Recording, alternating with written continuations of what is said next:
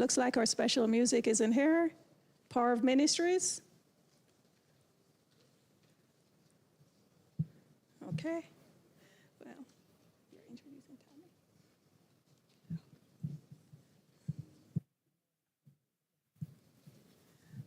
Okay.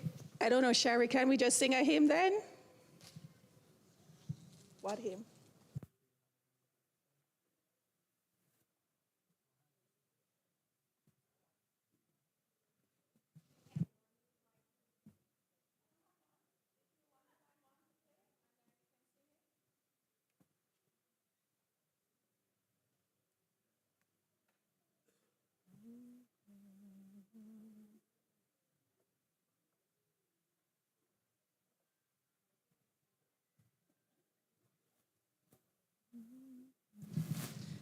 All right, you want to sing 306?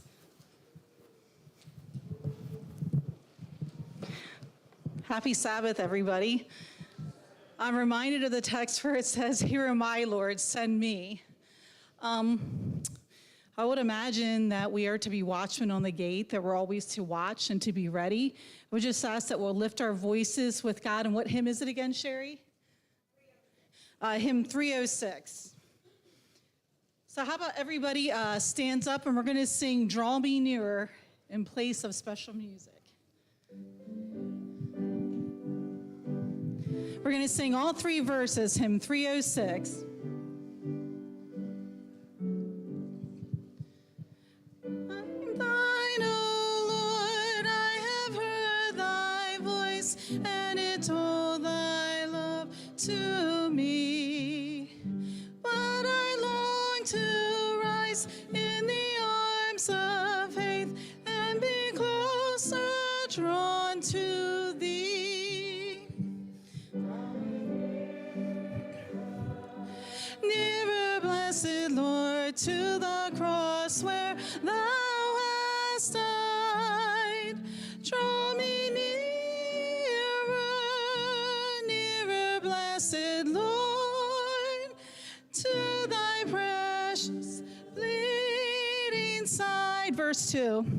Consecrate me now to thy service, Lord, by the power of grace divine. May my soul look up with a steadfast hope, and my will be lost in thine. Draw me nearer, nearer, blessed Lord, to the cross where thou hast died. Draw me nearer, nearer, blessed Lord, to thy precious bleeding side.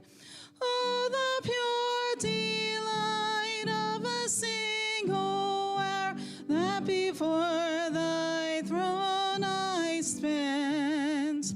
When I kneel in prayer with thee, my God, I commune as friend with friend.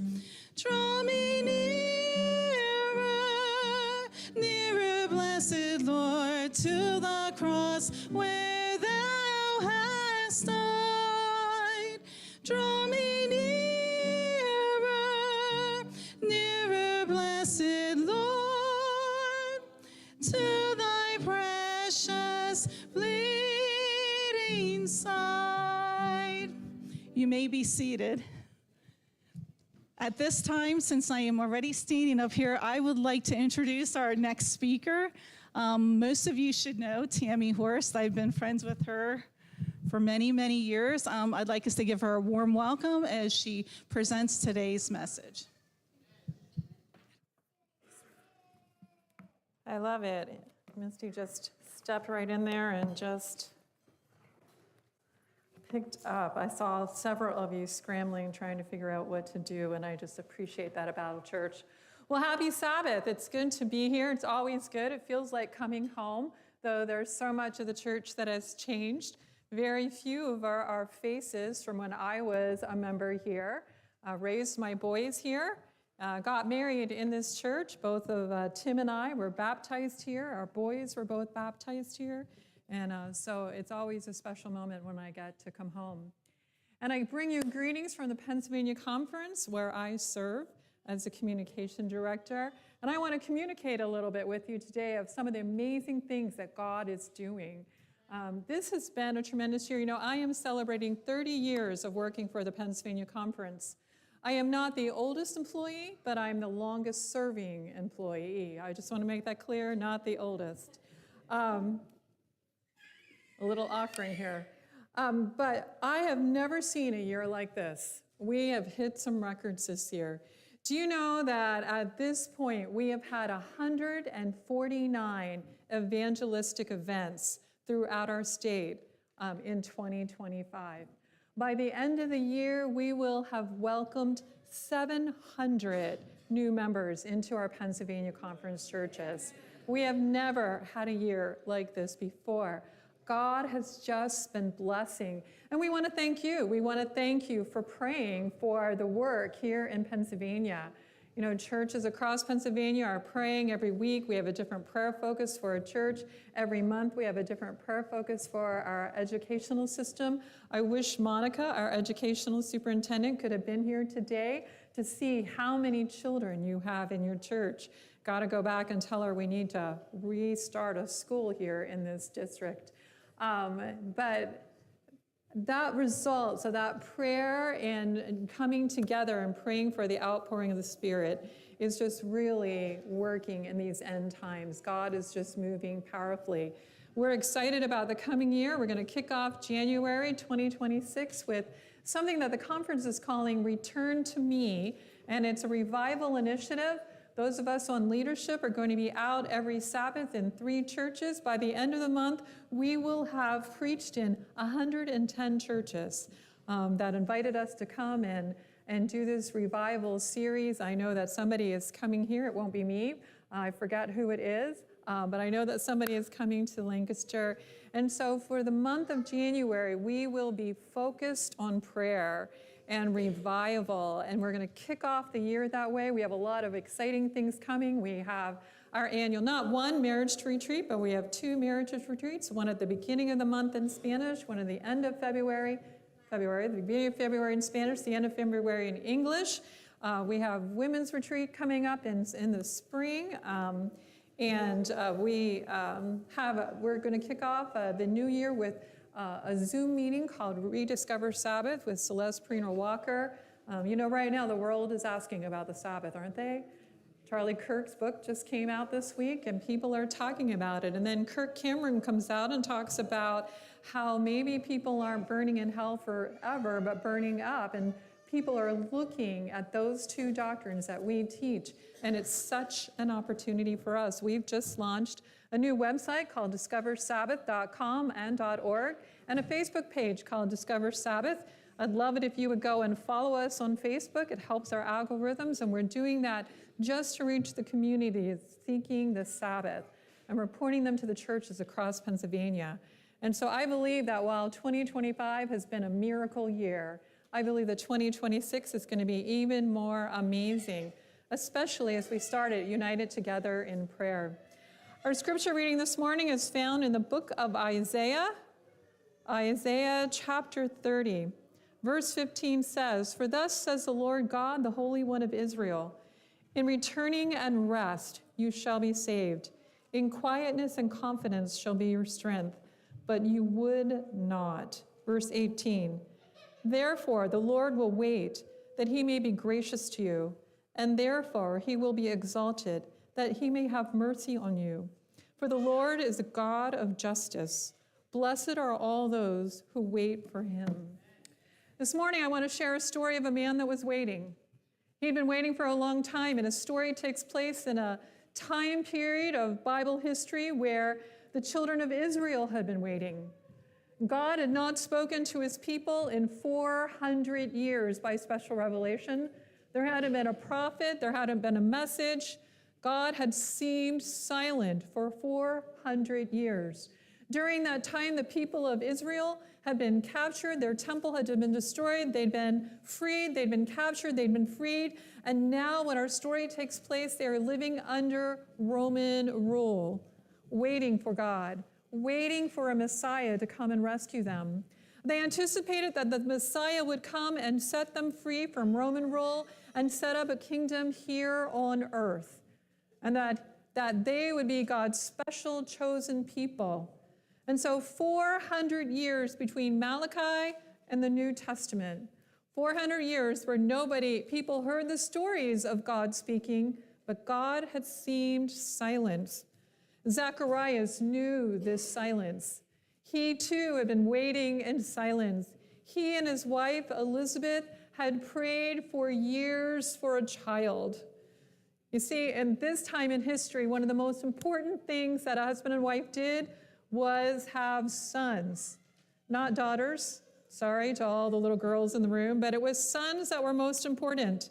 Do you know that when a couple couldn't have children, that by law, a man could divorce his wife for not giving him sons? It was that important. And Zacharias and Elizabeth would have prayed and prayed for a child until all hope had not only dimmed, but hope had gone out, and God had seemed as silent in their lives as he had in the children of Israel. And we pick up his story in Luke chapter 1. So if you can turn there. Luke chapter 1, beginning in verse 5, I'm reading from the New King James Version. There was in the days of Herod, the king of Judas. Now let's just stop there for a moment. Herod was a king appointed by Rome. He had to balance that fine line of working for the Romans and serving the Jews. He was Jewish, but he was in between trying to keep that balance. He did a lot of amazing things during the time of his reign. He expanded the Second Temple. Israel was known for great architectural development during this time, but one of the other things that marks Zacharias' legacy is that he didn't like competition, and he would just take it out. He would destroy his rivals, including taking out his own family members. And one of the things that he will become most famous for, not yet, but will become most famous for, is ordering the deaths of all male children under the age of 2 after the visit of the wise men. So that's who this Herod is when we pick up this story. There was in the days of Herod, the king of Judea, a certain priest named Zacharias. Zacharias, his name means God remembers.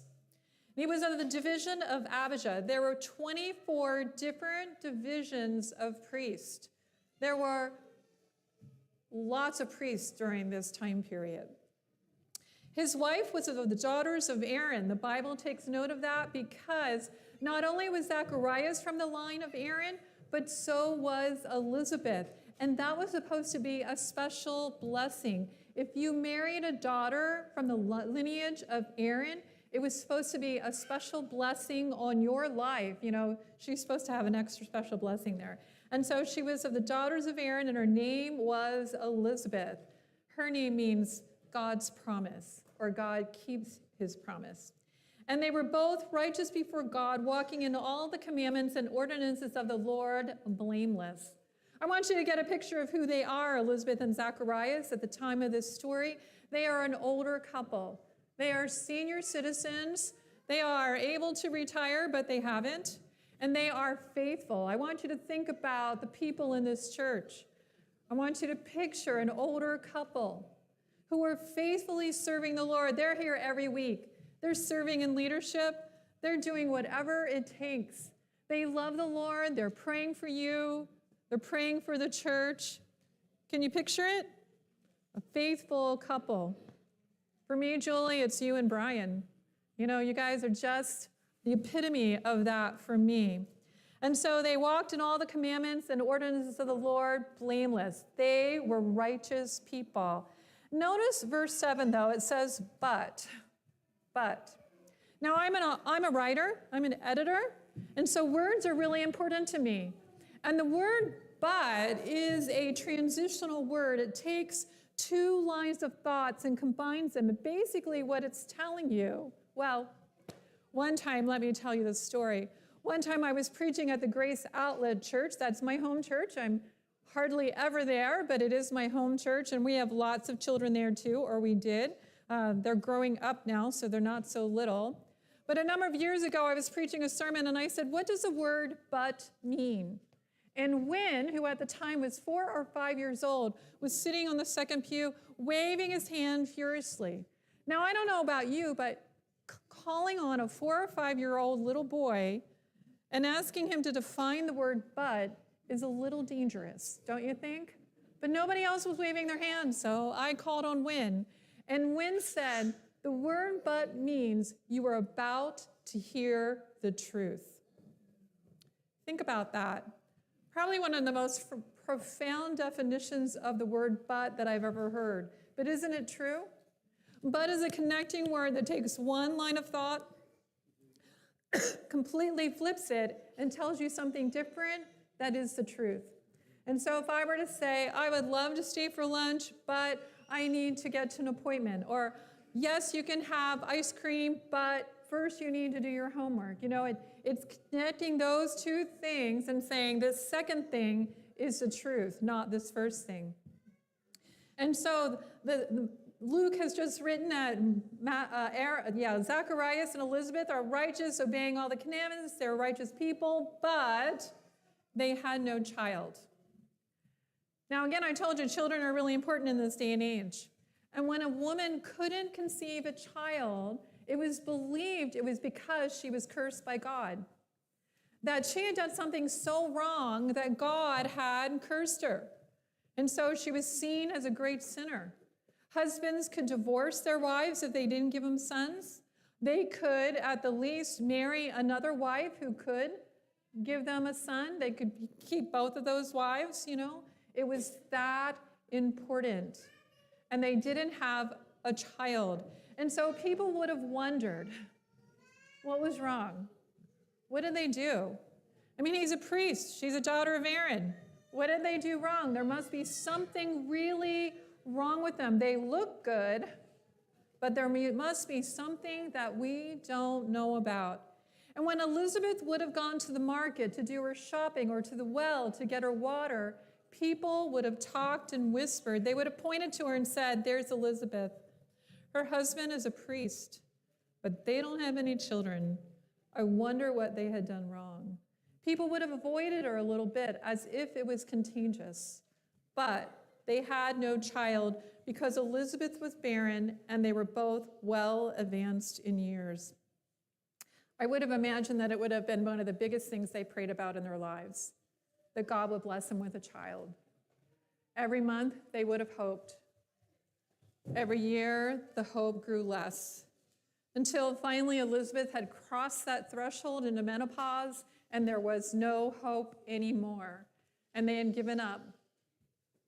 I don't know about you, but when God seems silent, and he's not answering the biggest and hardest prayers on your life, what happens in your heart? Do you begin to wonder? Do you begin to wonder if God will ever answer your prayers? Do you begin to doubt? Do you begin to wonder what you've done wrong? You see God answering everybody else's prayers. Why isn't he answering yours? Do you begin to believe the enemy when he's out to steal, kill, destroy, and devour? And he tells you that you're not good enough, that God doesn't love you enough. Yes, he loved you enough to die for you that you can have salvation, but he doesn't love you enough to answer these deepest prayers. Don't we all have them? Am I the only one? Anybody else have prayers that you have been praying for decades? And they are the most important prayers on your heart because they're for people that you love and you don't see anything happening. Maybe it's for relationships. Maybe it's for your children. You know, I pray for my family. We're super close with certain people in our family, and now the families don't even talk to each other. And I've been praying for years that God would bring healing, that he would do whatever it takes. There are people for whose salvation I have been praying literally for decades and wondering, where is God? And the enemy gets in there and he wants to convince you that it's you, that there's something wrong with you. And when they hear all of the community talking, they would have taken that in and they would have begun believing it themselves. Verse 8. So it was that while he was serving as a priest before God in the ordinance of his division, according to the custom of his priesthood, his lot fell to burn incense when he went into the temple of the Lord. Now, we all know when we think of priests, we think of them always being in the temple and serving. Did you know that in this time there were so many priests that you would serve once or twice a year for a week, and the rest of the time you were off duty? And as far as serving in an important role in the temple in Jerusalem, that was a once-in-a-lifetime opportunity. And they would draw lots to see who would get to do and who would get to do what. And so when Zacharias' name came up, that he was going to the temple in Jerusalem, he didn't live in Jerusalem, he lived in the hill country outside. When he would go and they would draw lots to see who would do which jobs. This was a big moment as a priest. You've waited all your life to do this, and you're only going to get to do one. And burning the incense was considered a holy and sacred thing. Do you know that there was a recipe for the incense to put it together? There were 11 different ingredients. 4 of them are mentioned in Exodus, and the other 7 are not mentioned. They were given orally, and they were given generation to generation. And the amounts of what those ingredients, how much to put in, wasn't ever given. And there was a secret ingredient that only the family that created the incense, there was one family that created the incense, they would make it once a year, make enough for the entire year for the temple. There was a special ingredient that even today, nobody knows for sure what it was. And it was crucial because it would make the smoke rise in a column instead of going all over the place. And only the family knew what that ingredient was, what plant that was from. There was a name for it, but nobody knew what it was. And nobody in that family ever told anybody how much. And you know why? Because God wanted this to be sacred. He didn't want people going home and making it for themselves. This was something to be fragrant and used only in the temple. And what did the incense represent? It represents the prayers of the saints. Revelation 5 and 8 both talk about how in heaven today that our prayers are in gold bowl before the throne of God, rising before God. Can you picture that? The throne room of heaven and our prayers every day right before God. And so in the tabernacle, which was a replica of heaven, if you walk through the states, there was that this represented our prayers rising before God. So you can see why that ingredient was important. I'm not even going to try to say it because I don't speak Hebrew. And it just rose in a column above. And they would make this, and they would burn twice a day. You would burn the incense in the morning and in the afternoon. And you used a manna every day, and a manna, M-A-N-E-H, is equivalent to about 5 pounds of incense. That feels like a lot of incense to me. I didn't weigh that out or anything, but I wondered, how much is 5 pounds of incense? It just feels like a lot, because incense doesn't feel like it would be a lot. They would burn 2.5 every morning, 2.5 every afternoon. And the table of incense was right before the veil that separated the holy place from the most holy place. To your right is a table of showbread that represented Jesus. To your left is the lampstand that represents